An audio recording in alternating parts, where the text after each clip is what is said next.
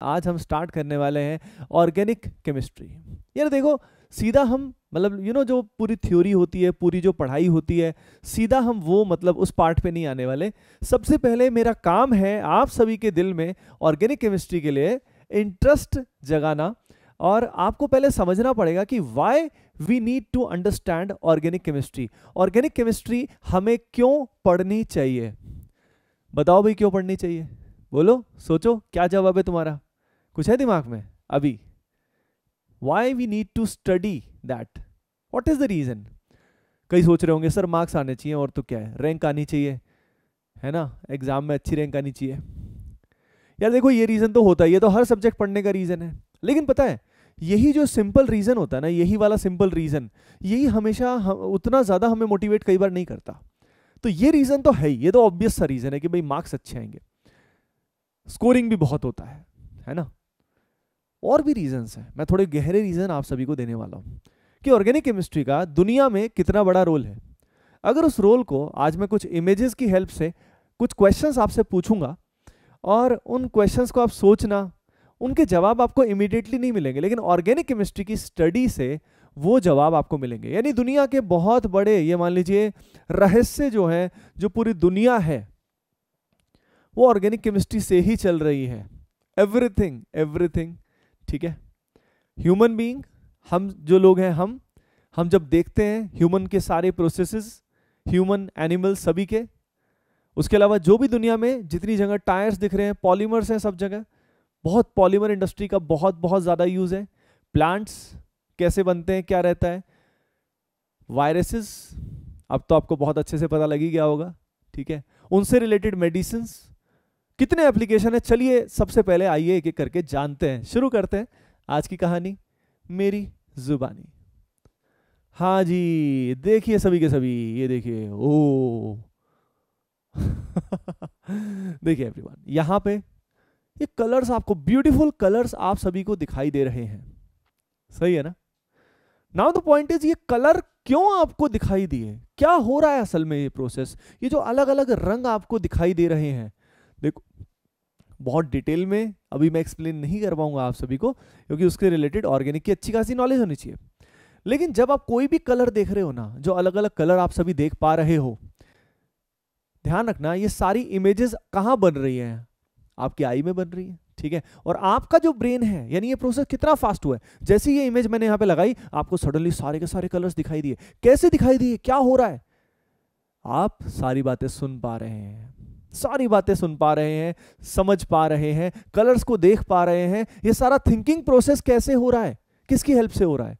आपके ब्रेन की हेल्प से हो रहा है, आपकी सेंसेस के हिसाब से हो रहा है। आई और ब्रेन का कोऑर्डिनेशन है, समझ रहे हो ना। अब ये कोऑर्डिनेशन किसकी हेल्प से होता है? सारा ऑर्गेनिक सब्सटेंस की वजह से होता है, सारा का सारा। ये इमेज हमारी आई में कैसे फॉर्म हो रही है?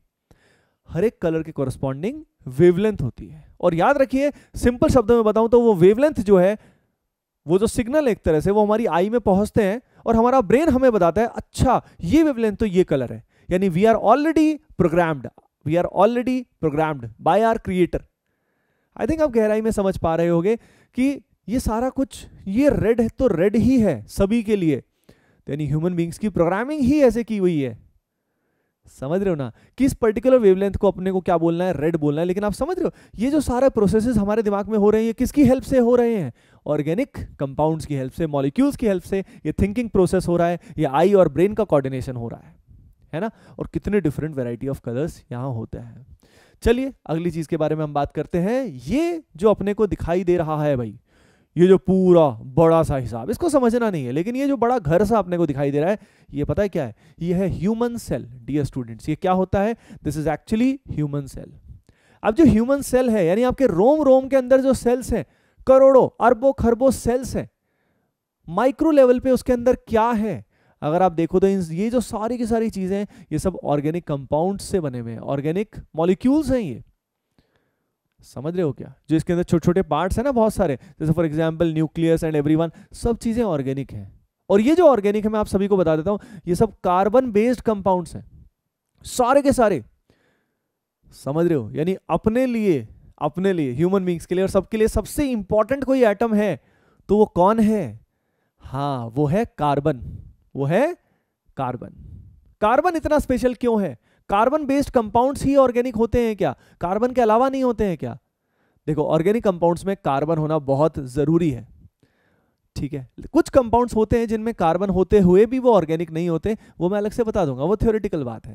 लेकिन आप समझ रहे हो कि हर चीज को अंडरस्टैंड करने के लिए, अपनी बॉडी के एक एक पार्ट को, कैसे हम बने हुए हैं, सारे प्रोसेसेस को समझने के लिए, आप समझ रहे हो, ऑर्गेनिक केमिस्ट्री की अच्छी नॉलेज होनी चाहिए। यानी जो भी हम थ्योरेटिकल स्टडी आगे डिटेल में करने वाले हैं डियर स्टूडेंट्स, वो थ्योरेटिकल स्टडी में आपको मजा तभी आएगा जब आपको पता हो कि यार ये बेसिक जो हम पढ़ेंगे ना, जो 9th-10th से आपने शुरू कर दिया था, 9th-10th में चैप्टर कौन सा देखा था अपन ने? Carbon and it's compounds. ये मान लीजिए जो 10th क्लास में कार्बन एंड इट्स कंपाउंड्स है, उसी का ये एक्सटेंडेड वर्जन है, उसी का काफी एक्सटेंडेड पूरी ब्रांच है ये, समझ रहे हो ना, which deals with organic compounds, ठीक है। क्यों भाई पूरी ब्रांच क्यों बनाई उससे रिलेटेड? आई थिंक आप समझ रहे हो अपने आप ही, इनको देखिए कि कितना ज्यादा यूज है हर जगह। हाँ जी, ये आई अगली इमेज आप सभी के लिए, जो शायद कईयों को डराती है, परेशान करती है। पूरी दुनिया को इस वायरस ने परेशान कर डाला है, बहुत ज्यादा। लाखों लोग क्रिएटर के पास वापस चले गए हैं, क्रिएटर ने उनको दोबारा से वापस बुला लिया है, मे बी सॉफ्टवेयर अपग्रेड के लिए, और ना जाने क्या रीजन होगा। लेकिन बात यह है कि ये सब भी होते क्या है असल में? ये ऑर्गेनिक मॉलिक्यूल्स होते हैं, और ये ऑर्गेनिक मॉलिक्यूल्स डेंजरस होते हैं डियर स्टूडेंट्स। ये ऑर्गेनिक मॉलिक्यूल्स क्या करते हैं? ये हमारी बॉडी में आके हमें नुकसान करते हैं, हैम्पर करते हैं, हमारी जो फंक्शनिंग है उसको क्या करते हैं? उसको धीरे कर देते हैं या एलिमिनेट कर देते हैं, परेशानी बढ़ जाती है। समझ रहे? अब ऐसा क्यों होता है? यानी कुछ चीजें हमारे लिए अच्छी होती हैं, हमारे नॉर्मल फूड में तो ऐसा नहीं होता, तो इन वायरसेस में ही ऐसा क्या है? असल में कैसे होते हैं ये? असल में ये जो रंग बिरंगी चीजें जो भी आपको दिखाई दे रही हैं, बहुत ही माइक्रोस्कोपिक लेवल पे सब में एटम्स ही एटम्स होते हैं, कार्बन और उससे रिलेटेड कंपाउंड्स होते हैं जो आपस में कनेक्टेड होते हैं, है ना। तो ये दुनिया जो रंगीन है, तरह तरह के इसमें खौफनाक चीजें भी हैं और बहुत मजेदार चीज भी है। ये जो मैजिक है guys, magic is all around organic chemistry. Got it everyone? ठीक है, मतलब पता है बहुत सारे स्टूडेंट्स को फिजिक्स में बहुत आसान होता है इंटरेस्ट आना। फिजिक्स में इंटरेस्ट जिसको नहीं आता वो तो मतलब बहुत ही अजीब बात है। वैसे फिजिक्स में इंटरेस्ट आना सबसे आसान होता है। क्यों भाई, क्या रीजन है? क्योंकि फिजिक्स में सब कुछ हमारे सामने हो रहा होता है, हमें दिख रहा होता है, उसमें विजुअलाइज करने की जरूरत ही नहीं है। भाई गाड़ी चल रही है, देखो गाड़ी चल रही है तो गाड़ी भाई चल ही रही है, और क्या है, गाड़ी ऐसे मुड़ी तो मुड़ गई, समझ रहे हो क्या? उसके अलावा फ्रिक्शन या फॉर एग्जांपल ऐसे, मतलब सब कुछ हम फील कर सकते हैं, रोटेशन हम फील कर सकते हैं, मैकेनिक्स तो पूरा, ऑप्टिक्स सब जगह एप्लीकेशन है। तो फिजिक्स को फील करना, इमेजिन करना कोई भी बच्चा कर लेगा। लेकिन ऑर्गेनिक केमिस्ट्री भैया ये बड़े दिल वालों का खेल है, ये बड़े दिल वालों का खेल है। इसमें थोड़ा गहराई में सोचना होता है, इंटेलेक्चुअल्स का गेम है, क्योंकि सारी चीजें हमारे सामने हैं लेकिन माइक्रो लेवल पे हो रही हैं। For example our body, our hands, everything, material, fibres, plastic, समझ रहे हो, स्विचेस, सब जगह पॉलीमर ही पॉलीमर है भाई, सब जगह ऑर्गेनिक कंपाउंड्स हैं। चलते हैं इससे आगे, अगली चीज। यस डियर स्टूडेंट्स, जल्दी बताओ, देख के ये क्या लग रहा है तुम्हें? ये जो बॉल्स दिख रही है तुम्हें, कौन सी वाली बॉल्स है? देखिए कभी आपने बचपन में जरूर इनसे खेले होगे। क्या बोलते हैं इनको? क्या बोलते हैं? Crazy ball. बड़ी ही क्रेजी होती है, इनको जैसे उछालते हैं खट उछलती है, मस्त, full enjoy. Now the point is, ठीक है उछलती उछलती सब बढ़िया है, रीजन क्या है? अगर तुमने कभी इसको दबा के देखा है तो शायद ऑब्जर्व किया होगा, ये बड़ी टाइट सी होती है, तो उछलती क्यों है भाई? लेदर की बॉल ऐसे फेंको तो नहीं उछलती इतनी। अब बड़ा ऑब्वियस सा लगता है ना कि हाँ यार सर लेदर की कैसे उछलेगी, ये बताओ। ये तो बाद में प्रैक्टिकल करके पता लगेगा ना, पर लेदर की क्यों नहीं उछली, ये क्यों उछल रही है, ये क्यों इतना फुदक रही है, why it is so crazy? तो उसका रीजन गहराई में होता है। इसमें जो इसकी सरफेस होती है और जो भी इसका मटेरियल है, उस मटेरियल के अंदर बहुत ही कंडेंस्ड फॉर्म में मॉलिक्यूल्स होते हैं डियर स्टूडेंट्स, और वो जो मॉलिक्यूल्स होते हैं उनका स्ट्रक्चर स्प्रिंग जैसा होता है। कैसा होता है? स्प्रिंग जैसा होता है।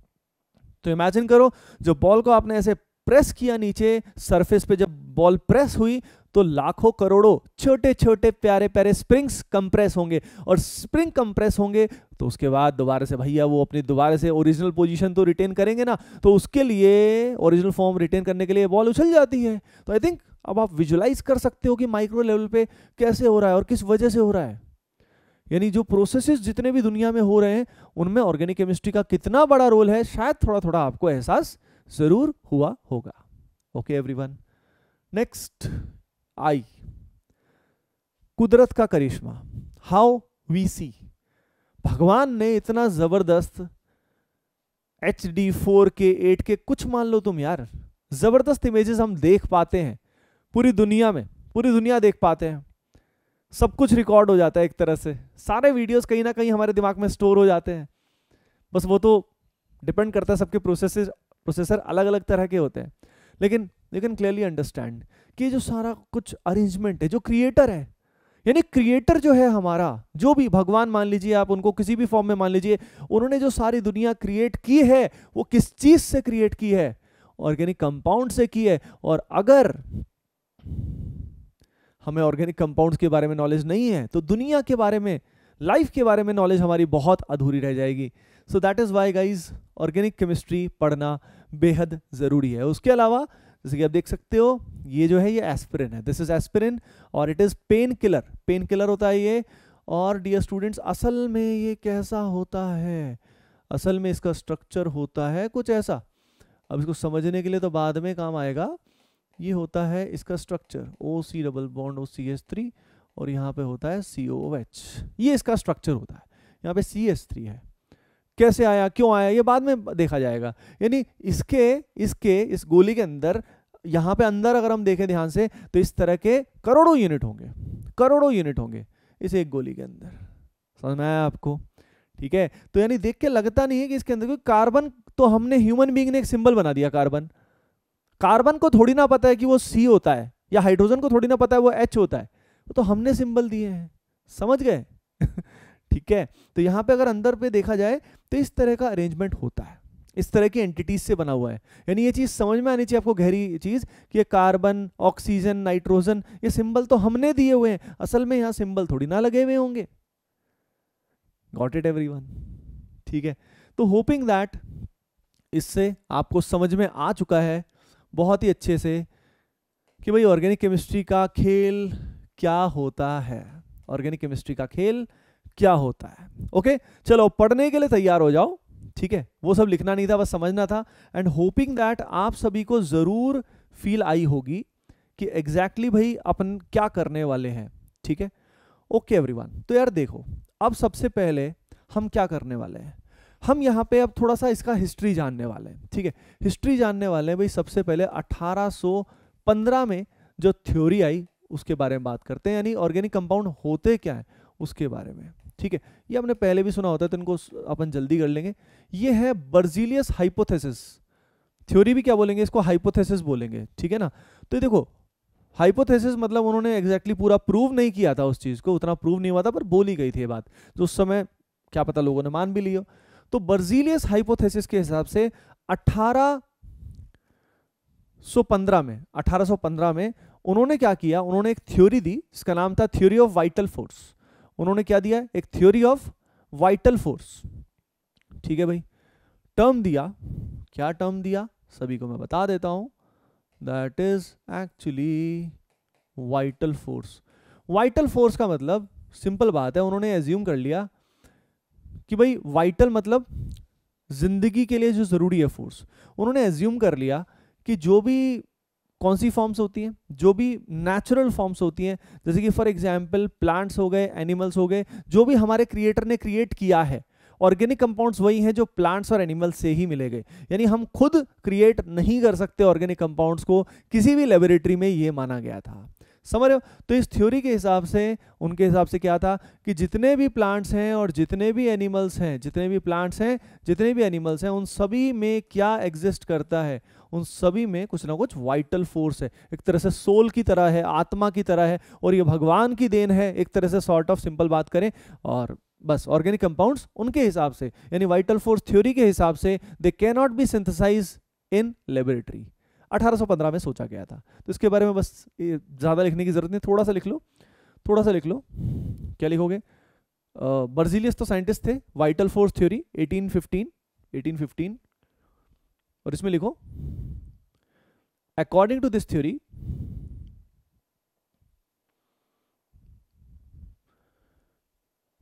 according to this theory,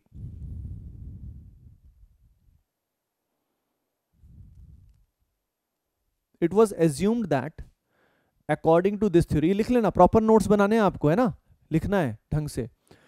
According to this theory, it was assumed that organic compounds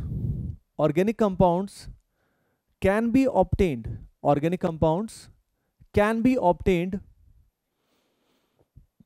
only by plants and animals, only by plants and animals.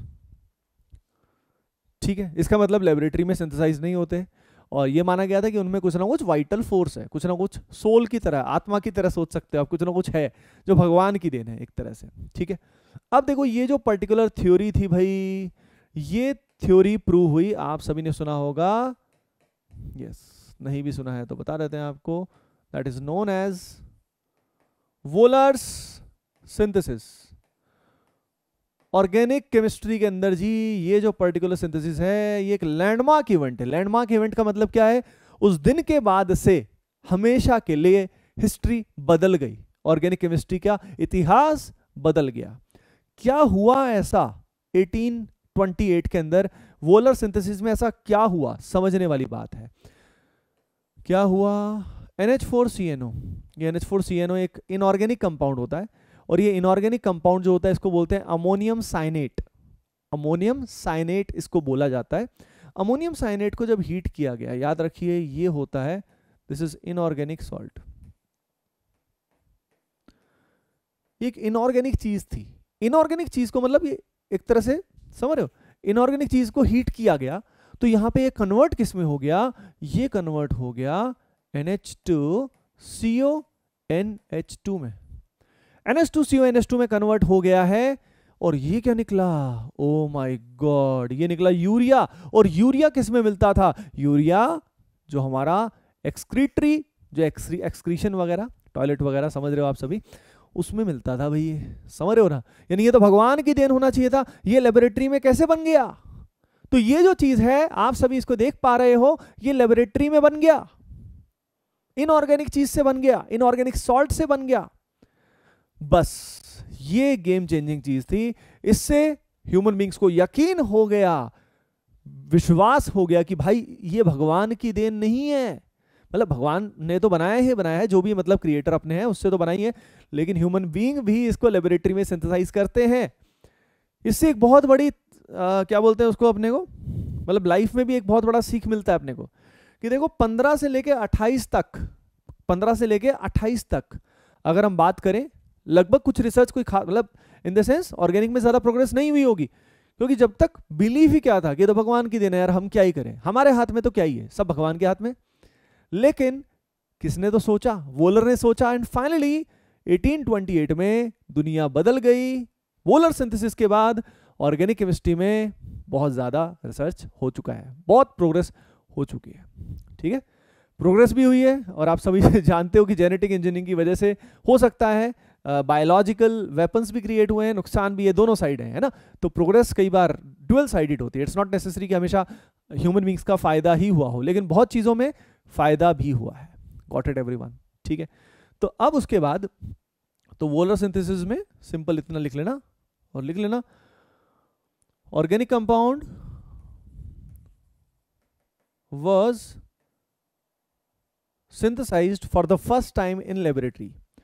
Organic compound was synthesized for the first time in laboratory. In laboratory. Clear है भाई सभी को, everyone. ठीक है, इन है ना, organic compound was synthesised for the first time in laboratory. बस, तो ये लैंडमार्क इवेंट था, बहुत जरूरी इवेंट था. ठीक है, हाँ भाई. अब अगला क्वेश्चन हमारे लिए ये होता है कि व्हाट इज ऑर्गेनिक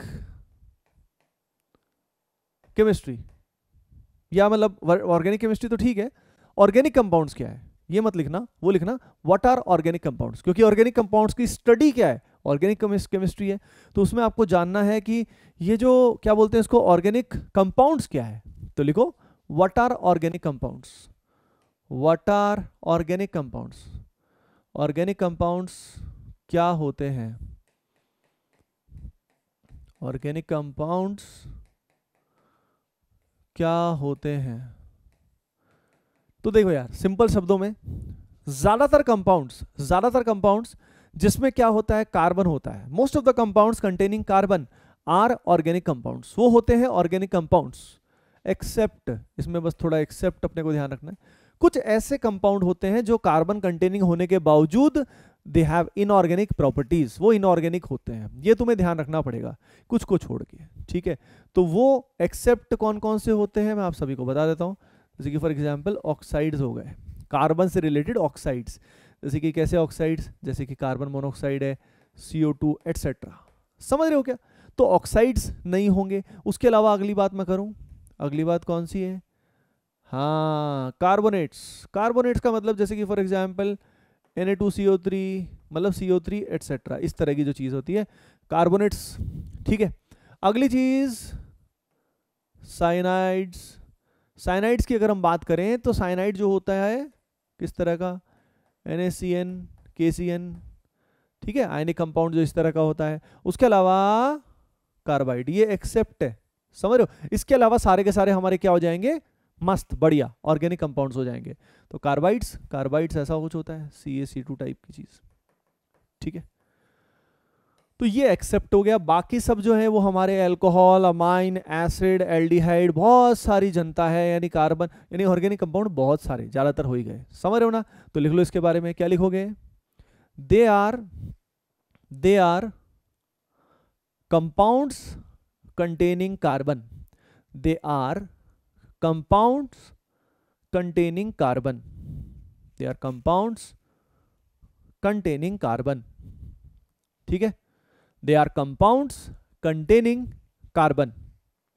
एक्सेप्ट में ये सब लिख लेना, ठीक है। बाकी इस छोटी सी बात से क्वेश्चन कभी नहीं आता है, मैं आपको साफ साफ बता दूं कि ऑर्गेनिक कंपाउंड कौन सा है कौन सा नहीं है।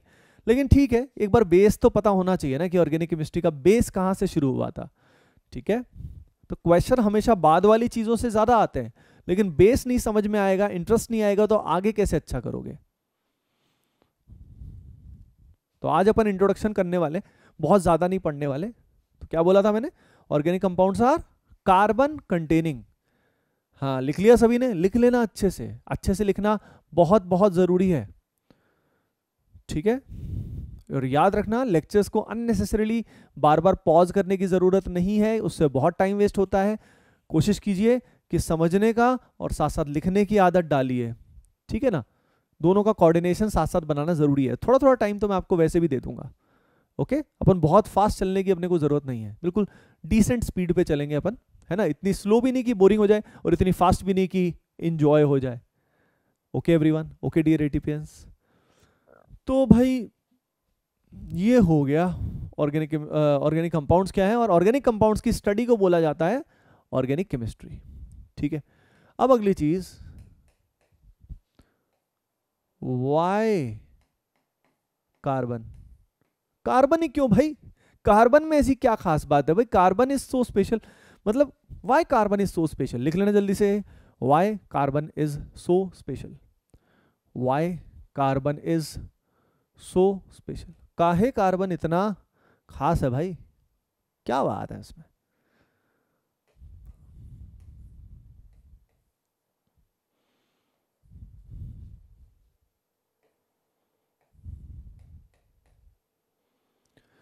देखो यार, कार्बन इतने सारे बॉन्ड्स क्यों बना पाता है, तो यार इसमें एक प्रॉपर्टी होती है। क्या प्रॉपर्टी होती है, उस प्रॉपर्टी को आपने शायद सुना होगा, नहीं सुना होगा तो बता देता हूं। Is that particular property is known as catenation. Catenation का मतलब क्या होता है, कैटिनेशन का मतलब ये होता है कि भाई कार्बन जो है ना वो लंबी लंबी चेन बना सकता है। कार्बन के पास पावर होती है, कैसी पावर होती है, लंबी लंबी चेन्स बनाने की। किस तरह की चेन्स बनाने की, जैसे इस तरह की सीधी सीधी लीनियर चेन बना सकता है। इस तरह की चेन कौन सी हो गई, मैं टाइप भी बता देता हूँ, लीनियर सीधी चेन ये बना सकता है। या फॉर एग्जाम्पल वो क्या कर सकता है, ब्रांच भी कर सकता है इस तरीके से, यानी ये जो हो गया ये कौन सा हो गया, ब्रांच्ड। क्यों करता है अपन उसी बारे में बात करेंगे अभी कि ये स्पेशल क्यों है। अभी तो बता रहा हूं मैं कैटिनेशन क्या होता है। और दूसरी पॉसिबिलिटी क्या हो सकती है इसमें, साइक्लिक भी हो सकता है, रिंग टाइप की चीज भी बन सकती है। ठीक है, बाकी एटम्स में अभी दिखा नहीं रहा। और कार्बन, कार्बन के अलावा जैसे मैंने यहाँ पे सारे के सारे सिर्फ और सिर्फ कार्बन दिखाए हैं, कईयों के दिमाग में डाउट आया होगा सर कार्बन के अलावा कोई और नहीं हो सकता क्या। बिल्कुल हो सकता है, कार्बन के अलावा भी हो सकता है, लेकिन ज्यादातर नॉर्मली कार्बन होते हैं, ज्यादातर कार्बन होते हैं। ठीक है, तो कैटिनेशन की वजह से ऐसा होता है। अब अगला सवाल ये है कि होता कैटिनेशन क्यों होता है। ठीक है, तो पहले कैटिनेशन के बारे में थोड़ा सा लिख लो, कैटिनेशन के बारे में थोड़ा सा लिख लो। It is ability of carbon atom, it is ability of carbon atom to form long chains. It is ability of carbon atom to form long chains, long chain, ठीक है, containing carbon or other atoms, containing carbon or other atoms as well, containing carbon or other atoms as well। यानी carbon के bonds तो होंगे ही होंगे, लेकिन दूसरे भी हो सकते हैं, containing carbon atoms और other atoms as well। It is special ability, it is ability of carbon atoms to form long chains containing carbon और other atoms। कार्बन के अलावा कोई और भी हो सकता है। टाइप्स भी लिख लो, 3 तरह के हो सकते हैं, लीनियर हो सकते हैं, सीधी सीधी लंबी लंबी चेन बन सकती है, या सीधी वाली में ब्रांच आ सकती है, पेड़ के जैसे तने होते हैं उसकी तरह से हो सकता है, या रिंग भी बन सकती है। रिंग का साइज अलग अलग हो सकता है, 3 मेंबर्ड, 4 मेंबर्ड, 5, 6, 7, 8, 9, 10, बहुत सारे वेरिएशन होते हैं। Now the point is catenation क्यों, कार्बन की ही कैटिनेशन करने की टेंडेंसी इतनी अधिक क्यों होती है, क्या वजह होती है भाई। यस, ये अपने को समझना है। ठीक है, तो यार देखो मैं क्लियर कट बात आप सभी को बता दूं तो फंडा क्या है। फंडा कुछ ऐसा है, मैं आपको क्लियर कट बताऊं तो, कि यहां पे जो कार्बन है ना, इसकी पोजीशन ऐसी है कि ना तो ये बहुत ज्यादा इलेक्ट्रॉन नेगेटिव है, ना ये बहुत ज्यादा क्या है, ये इलेक्ट्रोपॉजिटिव है। अगर हम पीरियोडिक टेबल में बिल्कुल एक्सट्रीम में चले जाएं, बिल्कुल लेफ्ट की तरफ चले जाएं, जैसे कि यहाँ पे देखो लिथियम हो गया अपना, है ना, इस पर्टिकुलर सेकंड पीरियड एलिमेंट्स में हम देखें तो यहाँ पे देखो ये 3 एटम इधर हैं और 3 एटम हमारे पास इधर है, ये कार्बन बीच में लाई कर रहा है। बीच में लाई करने के कारण इसकी शेयरिंग करने की आदत बहुत ज्यादा है, यानी इसकी कोवेलेंट बॉन्ड बनाने की टेंडेंसी सबसे ज्यादा है। यानी ये आयनिक बॉन्ड बनाना, इलेक्ट्रॉन झट से लूज कर देना या गेन कर देना, उसकी टेंडेंसी तो खत्म हो गई। सही है क्या। तो ये यहाँ पे पीरियोडिक टेबल में इसका पोजीशन कुछ ऐसा है, एक तो सेकंड पीरियड एलिमेंट है, ठीक है, डाउन द ग्रुप कैटिनेशन की टेंडेंसी घटती जाती है। यानी कार्बन के अलावा अगर हम डाउन द ग्रुप जाएं, सिलिकॉन पे जाएं, तो सिलिकॉन की भी टेंडेंसी तो होगी डियर स्टूडेंट्स, सिलिकॉन की भी टेंडेंसी तो होगी, लेकिन कम हो जाएगी, क्योंकि down the group overlapping poor हो जाती है। जितना साइज बढ़ता जाता है ना, इलेक्ट्रॉन क्लाउड डिफ्यूज हो जाता है, फैल जाता है इलेक्ट्रॉन क्लाउड, तो ओवरलैपिंग अच्छी नहीं होती। जितना साइज छोटा होता है, अगर दोनों का साइज छोटा है, जैसे कार्बन कार्बन दोनों छोटे साइज है, तो न्यूक्लियस के पास रहता है इलेक्ट्रॉन क्लाउड। याद रखिए, न्यूक्लियस के पास रहता है इलेक्ट्रॉन क्लाउड, तो ओवरलैपिंग क्या होती है, अच्छी होती है। तो दोबारा से मैं एक चीज बता देता हूं, इस बात को भी लिख लो। तो why carbon is so special का आपको समझ में आ गया होगा फंडा, लिखो, it is due to favorable position of carbon in the periodic table. It is due to favorable position of carbon in the periodic table. ठीक है, ओके, भटकती आत्मा तड़कती भड़कती, फुल एंजॉय, बहुत मस्ती करेंगे, बहुत मजा आएगा। ठीक है, ऑर्गेनिक केमिस्ट्री मतलब बहुत इंटरेस्टिंग होती है डियर स्टूडेंट्स। तो हम क्या बोल रहे थे आप सभी को, special position of carbon in the periodic table. अगली बात लिख लेना, down the group tendency of catenation decreases, down the group tendency of catenation decreases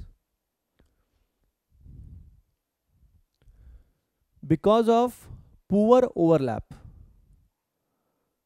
because of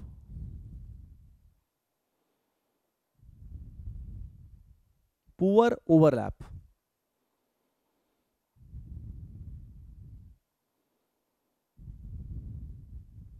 ठीक है भाई, because of poor overlap. Overlap poor क्यों होता है? ओवरलैप इसीलिए पुअर होता है, मैंने बताया आपको कि इलेक्ट्रॉन क्लाउड फैल जाते हैं तो भाई एटम्स भी दूर हो जाते हैं, मतलब न्यूक्लियस भी दूर हो जाते हैं, तो electrons are not that tightly held, उतने टाइटली हेल्ड वो नहीं होते हैं। तो बस इतनी सी बात है, सही है। तो आप समझ गए कि इसकी इतनी स्पेशल पोजीशन क्यों है। सो गाइज आज मुझे आपका बस बेस क्रिएट करना था, है ना। अब अपने को देखना है कि भाई इसके बाद वी हैव टू सी कि कार्बन को स्ट्रक्चरली, कार्बन के कंपाउंड्स को पेपर पे प्रेजेंट करने के तरीके क्या होते हैं, फंक्शनल ग्रुप क्या होता है, एंड देन वो सब करने के बाद, बॉन्ड लाइन नोटेशन ये सब करने के बाद, फंक्शनल ग्रुप जानने के बाद, then we will start with a very amazing topic known as IUPAC। Topic क्या, चैप्टर है मतलब ना IUPAC नेमिंग का, समझ रहे हो ना। IUPAC international union of pure and applied chemistry. Okay, तो यार आज बस इतना ही है। आपका एक तरह से जो होमवर्क है ना वो इतना है कि ये चीजें कैसे वर्क करती हैं जो मैंने आपको आज बेसिकली बताया। आप इतना टाइम स्पेंड करो, एक बार हाफ एन आवर 1 घंटा लगाओ हर चीज के बारे में कि हाउ मेडिसिन वर्क्स, ठीक है। या फॉर एग्जांपल आई कैसे फंक्शन करती है, आपको यूट्यूब पे इससे रिलेटेड कहीं ना कहीं आपको वीडियोस मिल जाएंगे, ठीक है ना।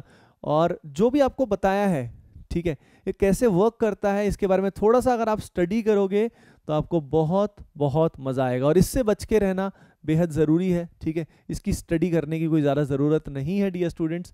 एंड होपिंग दैट ये लेक्चर में आप सभी को बहुत मज़ा आया होगा एवरीवन। एंड मेक श्योर जो अपने टेलीग्राम ग्रुप्स होते हैं, जो भी अपने ग्रुप्स हैं, उनमें फीडबैक आप ज़रूर दें कि आपको लेक्चर कैसा लगा।